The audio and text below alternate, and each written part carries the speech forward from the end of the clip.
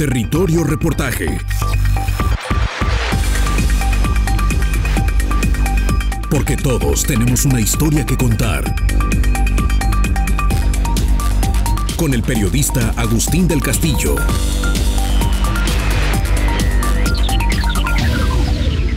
Esta semana se cumple una conmemoración más del Día Mundial del Agua, instituido por las Naciones Unidas cada 22 de marzo, en busca no solo de reflexionar sobre la importancia del recurso para los sistemas naturales y humanos, incluidas la economía, la política y la calidad de vida de las personas del planeta, sino de también buscar la acción. Uno de los expedientes más acuciantes que refiere la conmemoración tiene que ver con la creciente escasez de fuentes de agua dulce en calidad, cantidad y accesibilidad suficiente para que se mantengan como abastecedoras de las necesidades básicas de las comunidades y el sustento a largo plazo de su desarrollo. Las aguas superficiales de los 5 continentes habitados están en buena medida contaminadas. Los usos económicos resisten internalizar los costos de su uso y deterioro, y los cambios de patrones pluviales por el calentamiento creciente de la Tierra tienden a expandir las zonas desérticas, sobre todo en la franja intertropical del planeta, donde se ubica la mayor parte del territorio mexicano y en su totalidad el estado de Jalisco. Esta crisis de escasez aumenta la importancia de preservar o restaurar el ciclo del agua a nivel de cada cuenca, en especial en las zonas más habitadas y donde la tendencia climática lleva a la reducción del recurso. Por eso, los hidrólogos señalan que el gran tesoro para la supervivencia de estas regiones será el agua subterránea. No se ve, pero se encuentra debajo del suelo y puede alcanzar cientos de millones de metros cúbicos. Este manto, conformado por el agua de lluvia que se precipita en la misma región, es un recurso que, bien usado, puede ser completamente renovable y reforzar la resiliencia de los conglomerados urbanos ante los trastornos y cambios que arrastra el clima. Desgraciadamente, la historia de Guadalajara y de muchísimas ciudades de América Latina con este recurso es contradictoria. Aunque ha vivido la mayor parte del tiempo de esa fuente, la expansión territorial de casi un siglo ha ignorado completamente los mecanismos que permiten que el ciclo se cubra. Así, las zonas de recarga se están urbanizando sin control. El agua se sobreexplota por encima de su capacidad de recarga, se pierde en zonas verdes y de cultivo, se mezclan aguas limpias y residuales y se crean por efecto de la impermeabilización del suelo crecientes espacios de inundación que conllevan año con año severos daños patrimoniales e incluso cobran vidas citadinas, normalmente de los habitantes más pobres asentados en zonas bajas de la conurbación. Por si fuera poco, la extracción de agua cada vez más profunda ocasiona costos mayores en uso de energía eléctrica para bombeo, además de precios crecientes a pagar para potabilizar agua que tiende a ser de peor calidad.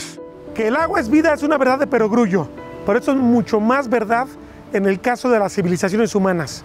Si no tienen estas una fuente de agua confiable, segura, permanente, estas no van a poder salir adelante.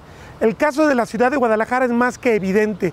Tiene 477 años de fundada, de los cuales más de 400 dependió exclusivamente de manantiales y de pozos profundos que conforman justamente esa riqueza que habita, que prospera en el interior de su suelo.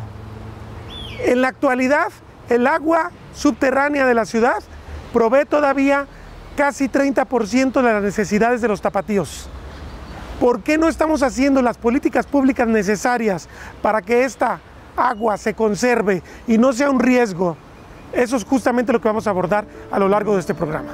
No obstante la importancia mayor del lago de Chapala, desde hace más de 60 años, todavía 3 de cada 10 litros que consumen los tapatíos provienen del subsuelo. Lo explica el director técnico del Sistema Intermunicipal de Agua Potable y Alcantarillado, José Luis Montaño Ochoa. Nuestro gran sistema de pozos está dividido en 2 acuíferos, el acuífero Temajac y el acuífero Toluquilla. La suma total de pozos que tiene el organismo son 192 pozos. Que durante el año pues hay unos que sufren descomposturas y los estamos pues intercalando, ¿verdad?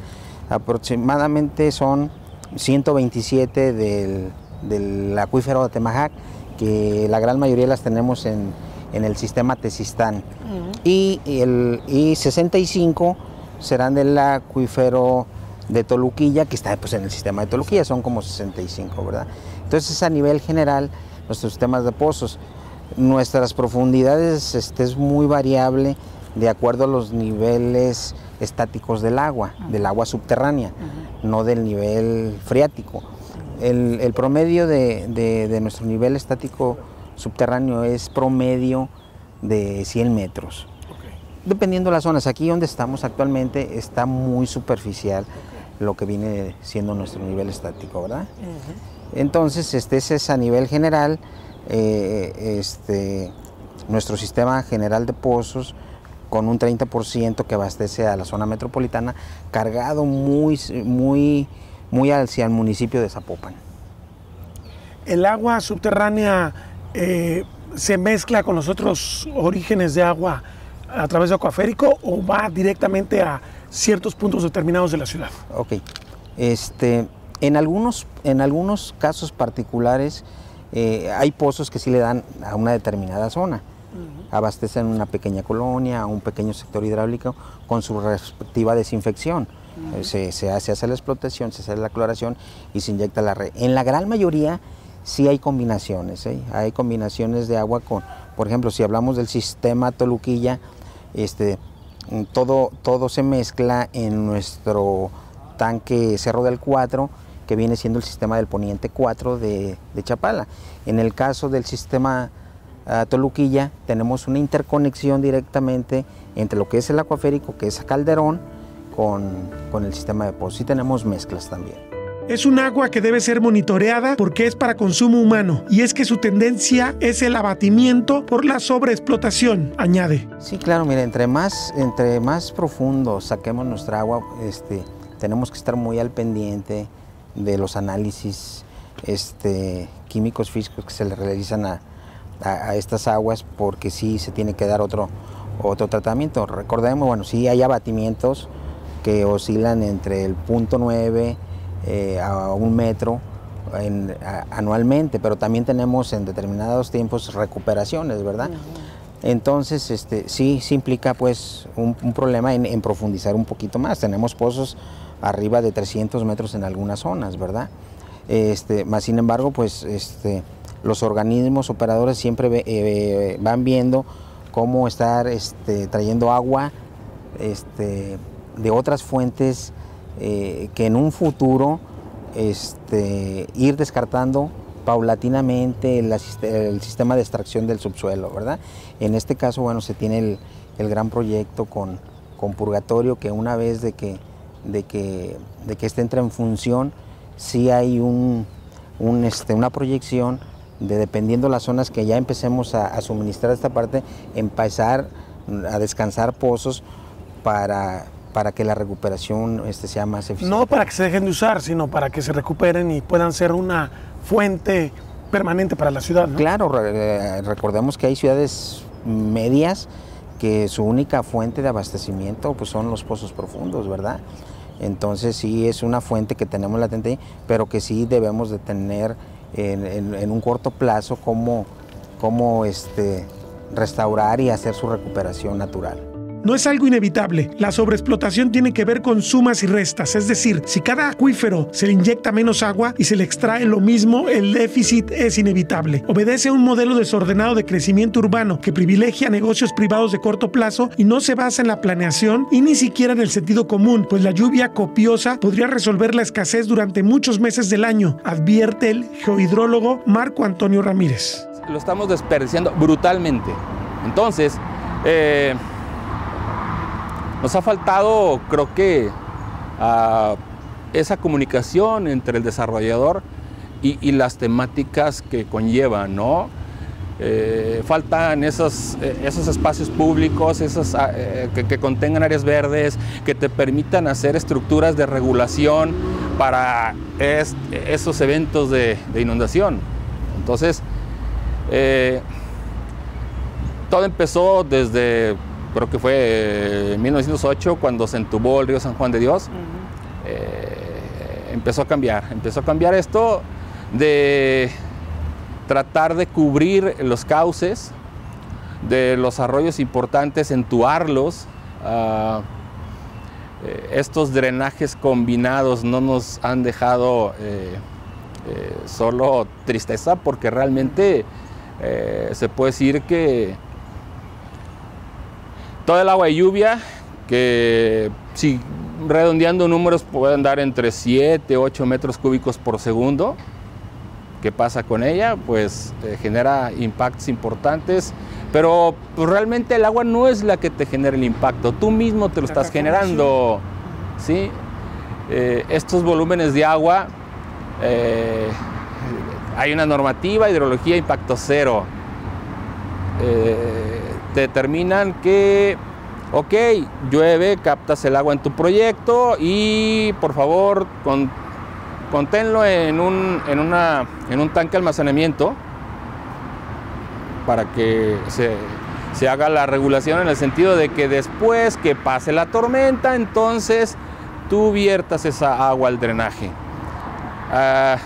O sea, o dudo de su capacidad o de su ética, digamos, como experto en hidráulica, como el tema LEED en los desarrollos verticales. El agua de lluvia tiene muy buena calidad. Claro, la primera agua tú puedes monitorear con un analizador portátil si tienes una lluvia así, pero ¿cuánto cuesta realmente hacer una infraestructura sencilla para que la uses? O sea, ¿cómo es posible que realmente tú tengas agua que te llega a tu casa y no la utilizas?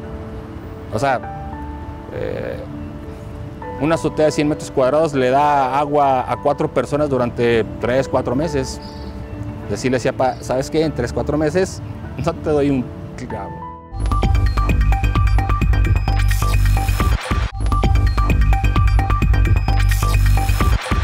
Además del sistema de monitoreo, ¿hay otras recomendaciones para hacer frente al problema? La instancia creada ex profeso para el tema, el Observatorio Ciudadano para Gestión Integral del Agua en Jalisco, ha emitido una. Su coordinador, Juan Guillermo Márquez Gutiérrez, lo explica. En marzo de 2015 emitimos, en el caso para las aguas subterráneas, fueron 7 recomendaciones que obviamente tienen que ver con la caracterización de los acuíferos, con una auditoría técnica, los pozos, la extracción que se está haciendo, con un inventario de norias y pozos para conocer, aparte, qué concesiones existen y que se esté extrayendo agua que no está contabilizada por el propio CIAPA,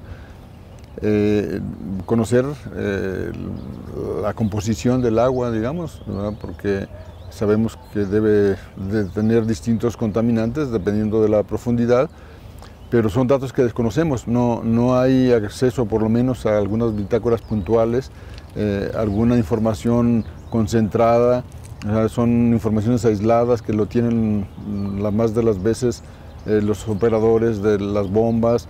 Entonces debe existir un inventario, un padrón completo. Se debe verificar si las zonas de recarga son las que están identificadas como tales, o habrá que hacer estudios específicos para confirmar que efectivamente estén localizadas y que se puedan proteger también. Hemos visto que esto no ha hecho el eco suficiente, y más que respuestas, como lo decimos, las recomendaciones no es para que nos den unas respuestas tipo un examen, sino que se emprendan las acciones que beneficien a la gente.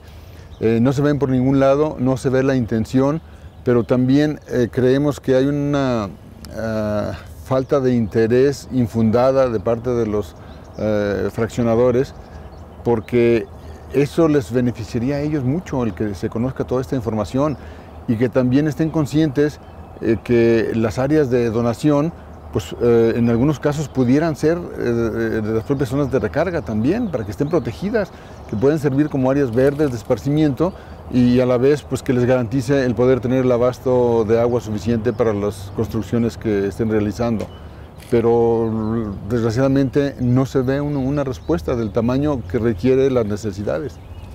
Ahora, el agua, su sistema, ustedes han insistido mucho sobre el dato de que cuando se cuida mal la cuenca propia, pues una ciudad empieza a tratar de agarrar recursos de otros lados y afectar otros modelos de desarrollo, otras comunidades que tienen derecho también económico, social al acceso al agua.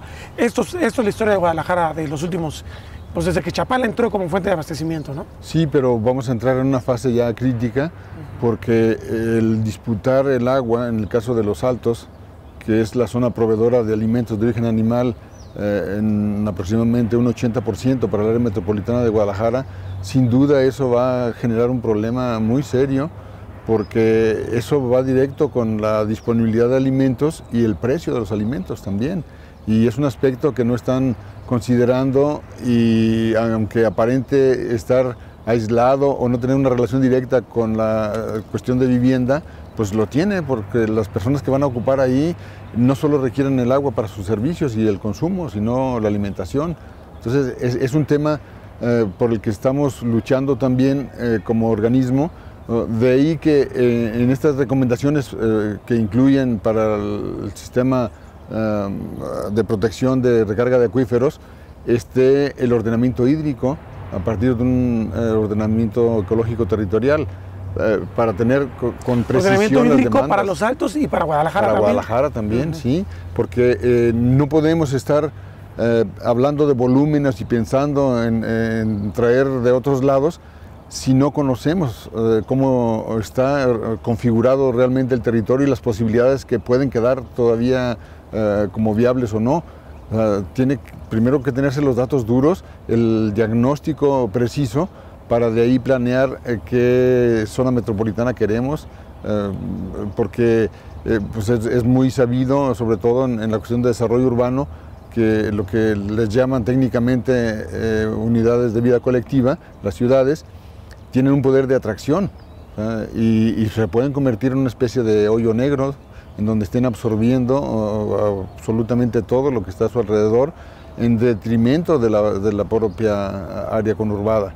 Entonces, eso debe cambiar, se tiene que tener una nueva gestión del agua, porque ahora a la gestión integral pues ya la están utilizando para el modelo que no hemos rebasado todavía de la oferta. Ni las dependencias e instituciones ni la planeación le dan importancia central, añade. Y debe haber una coordinación muy estrecha con los municipios.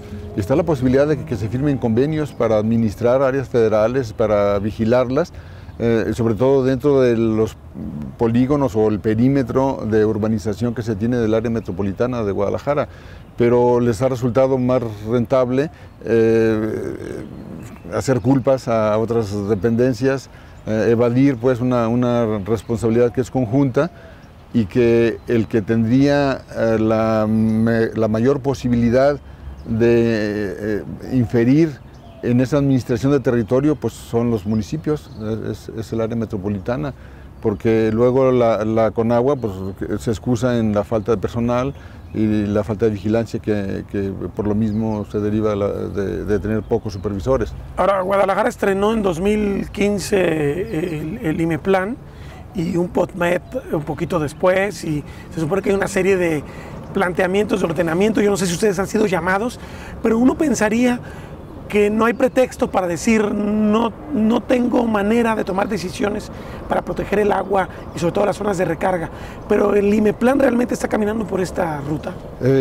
Tuvimos una invitación hace aproximadamente 3 años, pero un ejercicio que debió ser de meses lo pretendieron resolver en media hora. Entonces eso es imposible, o sea, no da. Y los documentos no reflejan la importancia del agua, el POTMET, por ejemplo. No, o sea, lo mencionan como un elemento secundario, aunque debería ser el elemento central, puesto que alrededor de él corre todo, porque tenemos en el caso del área metropolitana y en muchas de las ciudades que el uso público urbano absorbe o está dentro de ese suministro para el comercial y el industrial y los servicios. Pero Guadalajara no ha pasado a la acción, advierte Arturo Gleason. Guadalajara, pues para que lo entienda el público, está dormida en sus laureles, esa es la verdad. Somos pocos quienes estamos conscientes de la gran crisis, sobre todo en el tema de aguas subterráneas que se viene. Ya desde 2006, con las herramientas obsoletas de la Conagua, se estipuló que en 2006 ya los acuíferos, el de Temajac, donde estamos parados, y el de Toluquilla, allá en Tlajomulco, ya estaban en condiciones de sobreexplotación.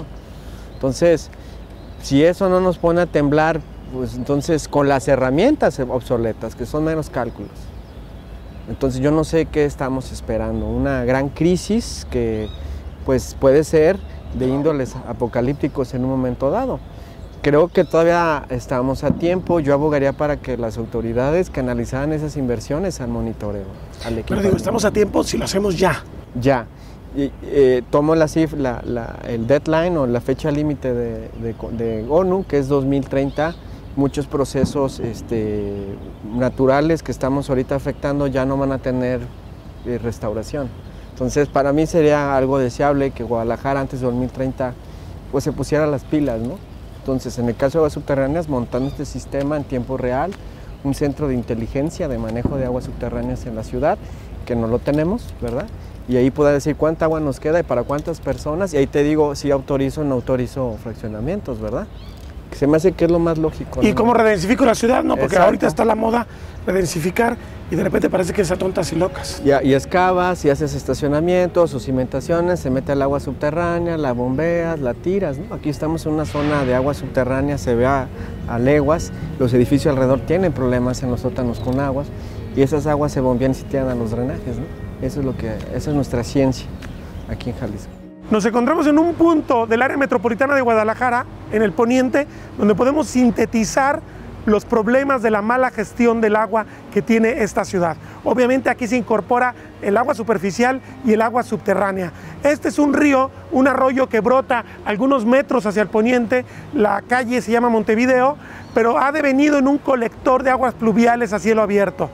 El problema es no solamente que ya ese río desapareció prácticamente, el problema también es que está recibiendo, como usted puede ver en la parte derecha mía, está recibiendo aguas negras porque evidentemente estamos en el corazón de la ciudad y aquí hay procesos de agua utilizada ya para uso doméstico sobre todo y comercial que no se está tratando porque la ciudad no tiene un sistema de tratamiento en el interior. Esta agua se va a juntar con agua de buena calidad porque sigue habiendo manantiales a lo largo de todo el camino del arroyo hacia el río San Juan de Dios y se va a perder entonces agua de buena calidad mezclada con agua de mala calidad hasta la planta de Agua Prieta. Entonces estamos desperdiciando un recurso muy valioso si lo supiéramos gestionar aparte, si supiéramos separar las aguas pluviales de las aguas no tratadas, si supiéramos conservar los ríos y arroyos, si supiéramos conducir bien todo el tema de los manantiales y de los pozos de agua y sobre todo que las zonas de recarga se gestionaran de forma adecuada. Esto en época de lluvias trae en momentos clave agua en mucha abundancia y retrata también el exceso. Guadalajara nomás 90 días del año tiene mucha agua y genera muchísimos puntos de inundación que también provocan daños patrimoniales y daños incluso en vida humana severos para la ciudad.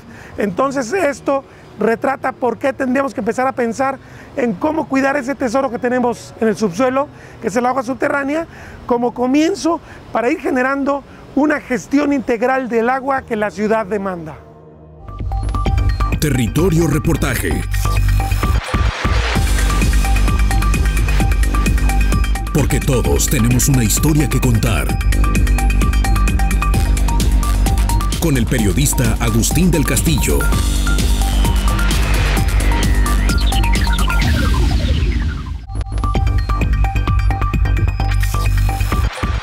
El televidente se debe preguntar por qué es malo que se deba extraer año con año agua a un nivel freático más profundo. Carlos Hernández Solís, con más de 3 décadas de experiencia en el sector público, lo detalla. O sea, tenemos que entender que hay que manejar el acuífero somero y ese es el que tiene la mejor calidad y el agua más fácil de acceder. El agua más joven, digamos, ¿no? Un agua que no tenga, la norma dice... Menos problemas de calidad. Estudia la cantidad de agua en promedio anual considerando cuando menos 20 años. Considera, si puedes, si tienes estadística, un periodo de 50, 60, 70 sería magnífico, 70 años, ¿no? Es agua nueva, es agua no almacenada a través de los siglos, que allí debe de estar, pero las calidades químicas, hidrogeoquímicas del agua, pues también arrastran lo de los millones de años que tiene de existencia. Y eso implica millones de pesos en tratamientos y en potabilización. potabilización. Y la posibilidad de extraerlo, pues implica gastos de generación de energía eléctrica que luego se combinan con un montón de cuestiones ecológicas, ambientales, gases, efecto invernadero. Entonces, la forma es que busques lo que le llaman manejo de la demanda. ¿Qué es manejo de la demanda? Si hoy riegas una planta con 10 litros, trata de regarla con 9, trata de regarla con 8, trata de regarla con 7.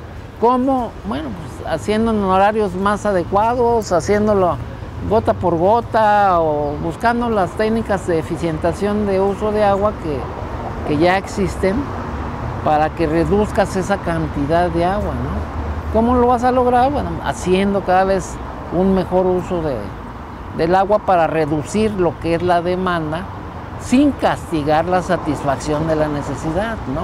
Porque también ahí hay una gran controversia. También dicen, es que la ONU recomienda 50 a 100 litros por habitante día por persona, pero no se distingue bien que dice como consumo básico, no como dotación.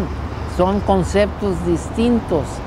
Y bueno, 50 a 100 litros son 4 baldes. El que quiera 4 baldes por día, yo creo que muchos organismos operadores gustosamente se los da, porque dice la ONU, vayan que sean 50 a 100 litros por habitante día, que esté a menos de 1000 metros de distancia y que económicamente esté al alcance de lo que la gente puede pagar. Se confunden términos que son muy aparentemente sencillos, pero que trastornan lo que es la apreciación para una buena toma de decisión. Pero el problema de bombear y potabilizar es cosa menor del lado de la oportunidad perdida de diseñar una ciudad más adaptada a las verdaderas condiciones de su territorio y a su dinámica de filtración, insiste Marco Ramírez. Hasta cierto punto es un problema. El problema, ¿cuál es? El tratamiento. ¿Pero cuánto cuesta el tratamiento? ¿Sí? Tú dices, ah, caray, 1 metro cúbico, ¿cuánto cuesta el tratamiento? Creo que es muy poco tratar 1 metro cúbico de agua. Entonces, las concentraciones sí de arsénico, de flúor y algunos otros elementos o metales pesados, realmente son concentraciones muy bajas, pues, de 0.002 miligramos por litro. O sea, que claro, una milésima más, pues claro que ya te sales de la norma, pero realmente son grados pequeños que con tratamiento se puede lograr. Sí, o sea, aquí el reto es definitivamente que, o sea, necesitamos monitorear, necesitamos conocer.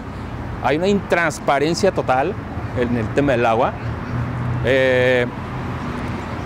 Desgraciadamente también las estrategias no han sido las más satisfactorias, pero necesitamos conocer los estatus en tiempo real de las fuentes de abastecimiento. Entonces, es muy sencillo, o sea, ahí tienes, digamos, de dónde sacar la información, ¿sí? Es nomás instrumentar, generar una plataforma en la cual, pues, tú puedas tener toda esa información y la publiques. O sea, realmente es importante que tú te enteres como ciudadano, pues, ¿no? Saber a qué profundidad tienes los niveles, saber en qué condiciones, saber con qué calidad. Definitivamente todos estos parámetros son importantes para las tomas de decisiones, ¿sí? Para las tomas de decisiones tanto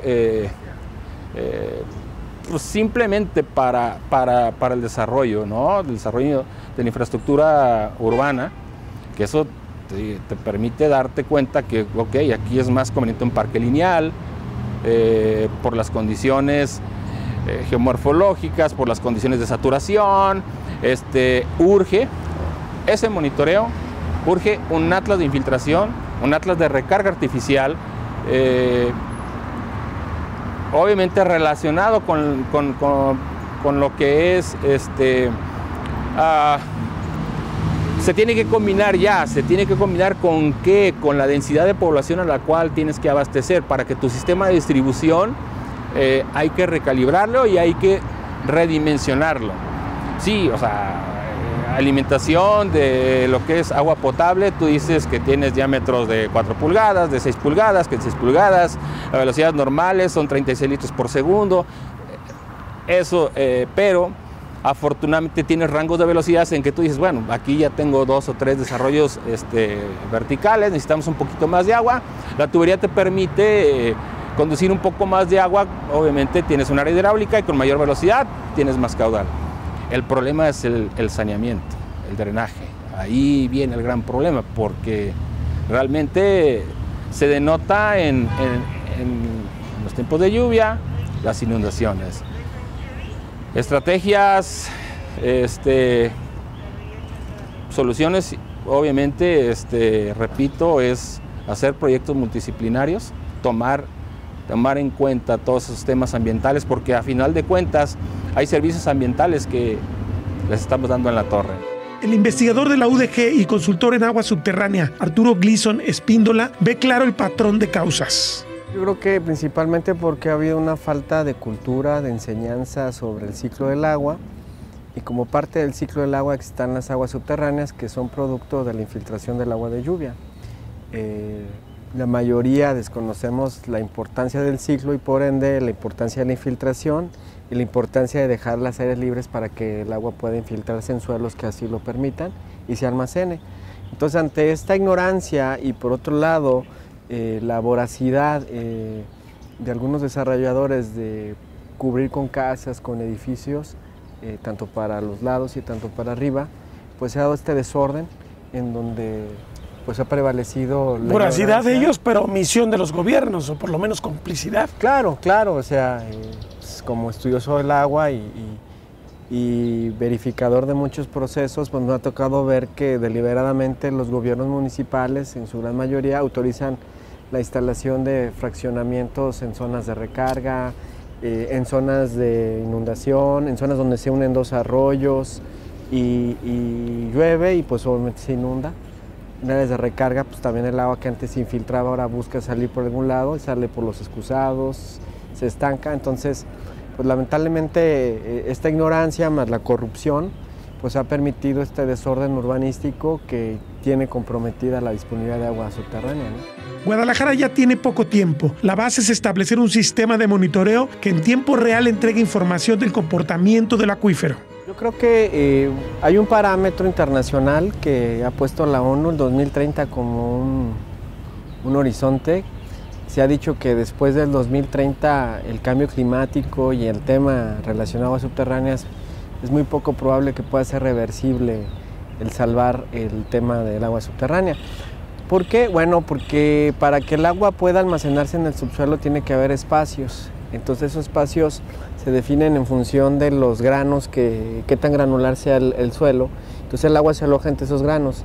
En la medida que el agua es extraída y no es recargada con la lluvia, esos granos por el peso de las ciudades tiende a compactarse. Y entonces ya cuando tú quieras infiltrar el agua va a ser difícil. Nosotros pues no tenemos los datos, ciencia cierta, sabemos por los métodos o las fórmulas de la autoridad que la Conagua promueve, sabemos que están en condiciones de sobreexplotación, es lo único que tenemos el dato, pero ¿cuál es el estado real de los acuíferos? ¿Qué tan compactados ya están los suelos? No lo sabemos, entonces tenemos que hacer una inversión al menos de unos 200, 300 millones de pesos para poder instalar un sistema de monitoreo que nos permita saber qué está pasando con esos suelos, cuáles todavía pueden ser susceptibles para infiltrar, cuáles pueden seguir almacenados, cuáles no, y de allí estipular una fecha, un horizonte de cuánta agua le queda subterránea a Guadalajara, ¿no? Pero hay que invertir en esos sistemas. Ahora, esto es hablando en la ciudad consolidada, pero en las periferias donde todavía hay terrenos abiertos, ¿qué acciones deberían hacerse ahí? Pues blindarlos definitivamente, aunque las áreas naturales protegidas pues es un candado, pero no en la realidad pues sigue habiendo invasiones, ¿verdad? Tendremos que ser todavía más precisos técnicamente, definir esas áreas de recarga acuífera, por eso es importante tener los sistemas de monitoreo que nos permitan saber en tiempo real dónde se infiltra, cómo viaja el agua subterráneamente, porque en función de la información que tengamos vamos también a poder legislar. Ahora, ciertamente hay áreas como la Primavera que deben ser intocables y ese tipo de áreas hay que blindarlas legalmente para que pues, no entre ni una sola gota de concreto en esa zona. La pertinencia de la medición es clara, advierte. ¿Cuánto dinero tengo? ¿Cuánto estoy sacando? Eso tiene que, por principio, y no es porque algo sea sobresaliente de los países desarrollados o no tan desarrollados, si es algo de sentido común. Nadie puede endeudarse con una casa con seriedad si no sabe cuánto gana, ¿verdad? Cuánto va a dar de enganche. Pues igual en los temas de agua estamos muy flojos en el sistema de información. Tenemos ciertamente un sistema de información nacional de agua, pero muy general, pero no sabemos cómo se están comportando las cuencas desde las entradas de lluvia, estaciones meteorológicas, los escurrimientos, estaciones hidrométricas y los sistemas de monitoreo de agua subterránea. Si no sabes cómo se está comportando el ciclo, ¿cómo vas a asegurar que va a haber agua? Ahí por qué se están autorizando muchos fraccionamientos, porque el sistema operador simplemente dice hay o no hay, pero ¿con qué datos? ¿Con qué evidencia? No existe. Entonces esto mantiene o nos lleva a tener una bomba que va, cada día que va avanzando, pues va a ser más difícil resolverla y nos va a estallar tarde que temprano.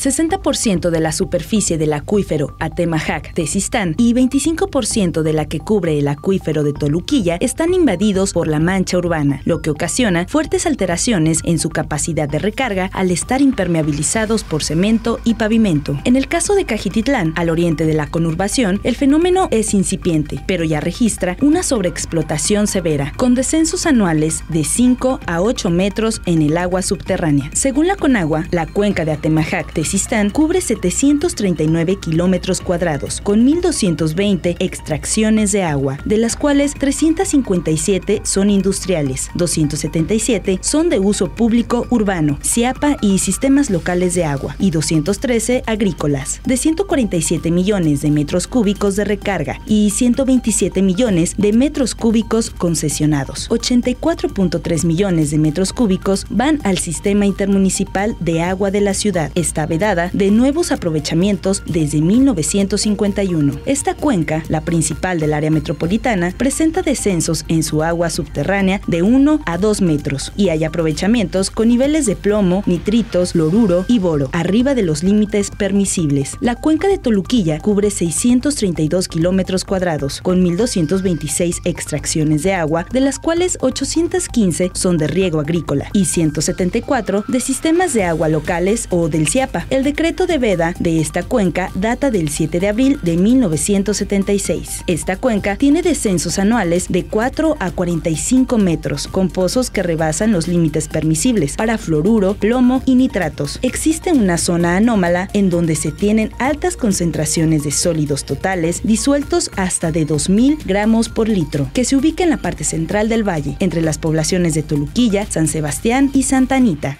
¿Cuál es la situación general de las fuerzas que actúan en el territorio y deterioran el ciclo del agua subterránea? Y sobre todo, ¿qué tan grave es este? Marco Antonio Ramírez lo resume.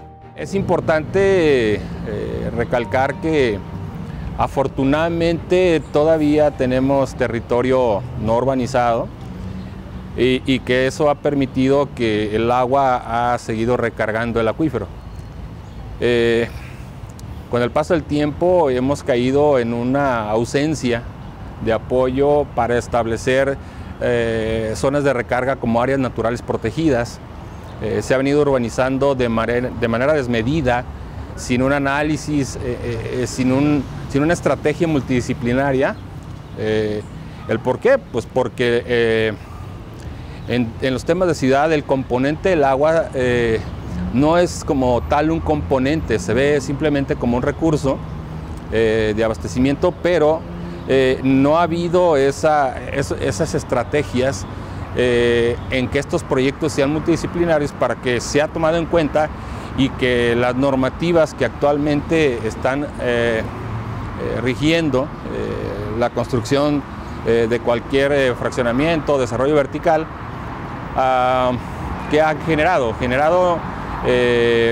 que de alguna manera las precipitaciones y escurrimientos poco a poco se vaya reduciendo la infiltración y obvio, por ende, la recarga a los acuíferos, ¿no? La recarga de los acuíferos es, de acuerdo al tipo de suelo que tenemos en el poniente de la ciudad, es inmediata. Realmente hay una respuesta inmediata en la cual los flujos preferenciales se notan, se aprecian muy bien. Cuando digamos, a mí me ha tocado observar porque tengo pues bastante información y aparte hacemos trabajos en los cuales medimos realmente en los pozos de abastecimiento, sobre todo en los particulares y en ocasiones también en los de la institución pública. ¿Qué ha pasado? Pues también que el hecho de que no se ha tomado en cuenta, como digo, el componente del agua. En este sentido, los coeficientes de ocupación de suelo solo establecen las construcciones de la superficie de la tierra hacia arriba, ¿no?, del terreno natural. Pero ¿qué pasa? O sea, desde ese tiempo hemos tratado de convencer, no hemos podido, no nos hemos dado, no hemos explicado bien tal vez el hecho de que el agua subterránea en los procesos de infiltración desde la cuenca alta, pues se viene recargando, sí, pero los espesores de esta toba tala, de estos sedimentos granulares, tienen una gran cobertura como pocos lugares en el mundo. El hecho de que se urbanice con este coeficiente de ocupación de suelo solo respetando la superficie hacia arriba, pero ¿qué pasa? O sea, realmente es entre comillas porque realmente se impermeabiliza todo el terreno que desarrollan. No se deja realmente terreno natural digamos, en los centros de manzana, no se dejan terrenos naturales. Entonces, y aparte, los subterráneos, para estacionamientos, cubren todo el terreno. Entonces, ¿qué pasa cuando en algunas partes de la cuenca en la cual la recarga es importante, por la misma geomorfología, que son pendientes considerablemente interesantes, se van generando cortinas subterráneas y eso obviamente propicia que haya un tope para el flujo natural del agua. He tratado, me he acercado a 2 que 3 actores en la cual yo denomino coeficiente de ocupación de subsuelo, que debería ser igual al coeficiente de ocupación de suelo. ¿Por qué? Porque obviamente el agua que se precipita llega al terreno natural y sobre todo está bien definido los cauces de los arroyos.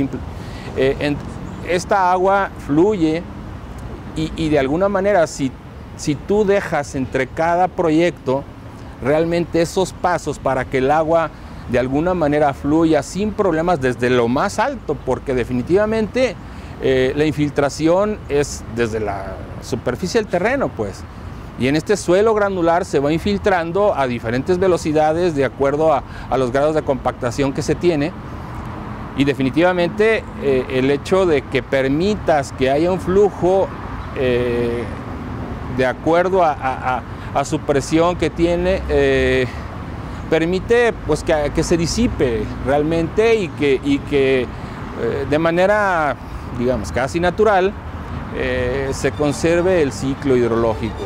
El deterioro parte de una ignorancia de lo que constituye realmente el suelo de la ciudad, un privilegio de pocas ciudades de México, añade. Los desarrolladores, las personas que se encargan de armar o de estructurar estos códigos urbanos, estos planes parciales, o sea, creo que no sé si por presión externa o por falta de capacidad de darse cuenta que realmente el proyecto debe ser multidisciplinario y que el agua es un componente importante, ¿sí? Tienes un tanque de almacenamiento natural desde la calzada, el espesor de la toba tala poco a poco se va formando y digamos, de Avenida Enrique Díaz de León hasta la Primavera se empieza a incrementar ese espesor de manera importante. Se nota en Federalismo cada vez mayor mientras más se acerca la primavera. Pero desde Federalismo ya tienes aproximadamente, yo creo que unos 12 metros ya de espesor importante de este suelo granular que te permite almacenar, o sea, es un almacenaje natural. Y siempre las fuentes de abastecimiento que tienen mayor costo-beneficio son las más cercanas a su distribución. Entonces, digamos, federalismo hasta la primavera, sobre todo ya estamos hablando de Patria, hacia el poniente ya tienes espesores de 90, aproximadamente como de 90 metros. Entonces, por favor, ¿qué estamos haciendo? Perder recarga de agua significa menos agua infiltrada, aunque se extrae un volumen al menos similar año con año. El consultor Carlos Hernández Solís ve claras las consecuencias. Un grado de sobreexplotación del orden de 100 millones de metros cúbicos anuales. En algunas 100 millones de metros cúbicos anuales equivale a poco más de 3 metros cúbicos cada segundo. En algunos lugares hay abatimientos, les llaman, derivados del grado de bombeo o extracción que se hace de las aguas subterráneas de 40 centímetros por año, 50 centímetros por año, principalmente en la zona de Toluquilla. Desde el punto de vista calidad del agua, esta sobreexplotación, sobre todo en el acuífero de Toluquilla, se debe asociar a lo que es el impacto que se deriva de la presencia del cono de la primavera. Es un volcán. Son aguas que por naturaleza, de forma natural, tienen metales pesados.